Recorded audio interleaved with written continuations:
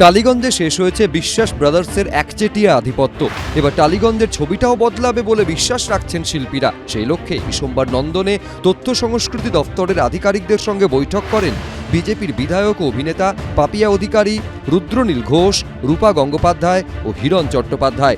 সরকার খুব হ্যাপি, যা যা কথা হয়েছে আমাদের মধ্যে একটা ঠিকঠাক আলোচনা হয়েছে এন্ড উই আর হ্যাপি, সরকার ইজ হ্যাপি। দীর্ঘদিনের কিছু হওয়া জটিলতা খুব দ্রুত সেটার সমাধান হবে। আমি ধন্যবাদ জানাবো পশ্চিমবঙ্গ সরকারকে, ধন্যবাদ জানাবো মুখ্যমন্ত্রীকে যে খুব পজিটিভ দিকে টেকনিশিয়ানরা এগোচ্ছেন, প্রযোজকেরা এগোচ্ছেন এই ইন্ডাস্ট্রির জটিলতা কাটাবার জন্য। বৈঠকে সিদ্ধান্ত হয় প্রত্যেকটি গিল্ড থেকে একজন করে সদস্য ওয়ার্কিং কমিটিতে থাকবেন। অ্যাডভাইজারি কমিটির তত্ত্বাবধানে থাকবে ওয়ার্কিং কমিটি। সরকারি বিষয় নোটিফিকেশন হবে। ইতিমধ্যে গ্রেফতার হয়েছেন ফেডারেশনের প্রাক্তন সভাপতি স্বরূপ বিশ্বাস। ভেঙে দেওয়া হয়েছে ফেডারেশন ও গিল্ড। এই পরিস্থিতিতে ইন্ডাস্ট্রির উন্নয়নের স্বার্থে নতুন করে কমিটি গঠন করে দিয়েছে রাজ্য সরকার।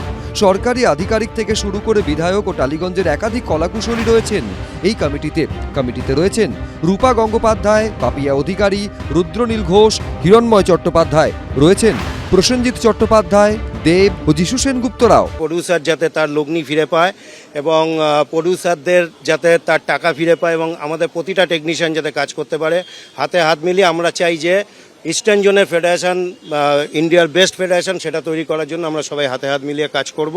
বিশ্বাস ব্রাদার্সের কবজা থেকে বেরিয়ে টালিগঞ্জে কি বইবে মুক্ত বাতাস, বলবে সময়। আবির দত্ত, এবিপি আনন্দ। সাসপেন্ড করেননি কেন লাগে? ফিঙ্গারপ্রিন্ট নিয়ে মাল দিচ্ছে না, সাহসটা পাই কি করে জেলে পারেননি কেন লাগে?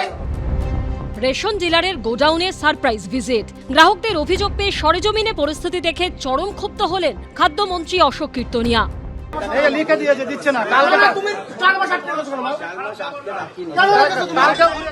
রেশন ডিলারের বিরুদ্ধে ওঠা দুর্নীতির অভিযোগ খতিয়ে দেখতে সোমবার উত্তর 24 পরগনার গুমায় রেশন ডিলারের গোডাউনে শতান চলে যান খোদ খাদ্যমন্ত্রী। সঙ্গে ছিলেন কয়েকজন আধিকারিকরাও।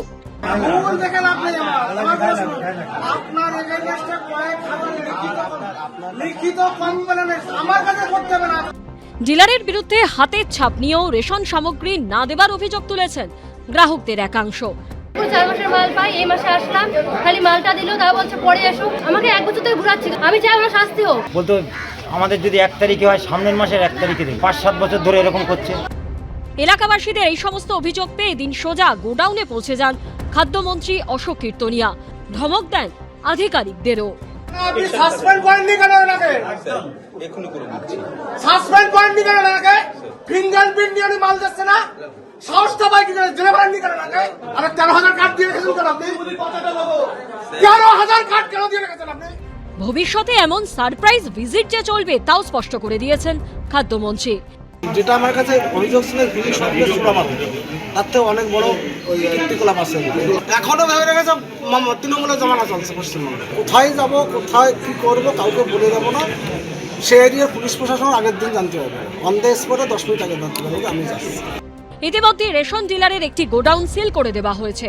বাজেয়াপ্ত করা হয়েছে গম ও চালের বস্তা। সমীরণ পালের রিপোর্ট, এবিপি আনন্দ, উত্তর 24 পরগনা।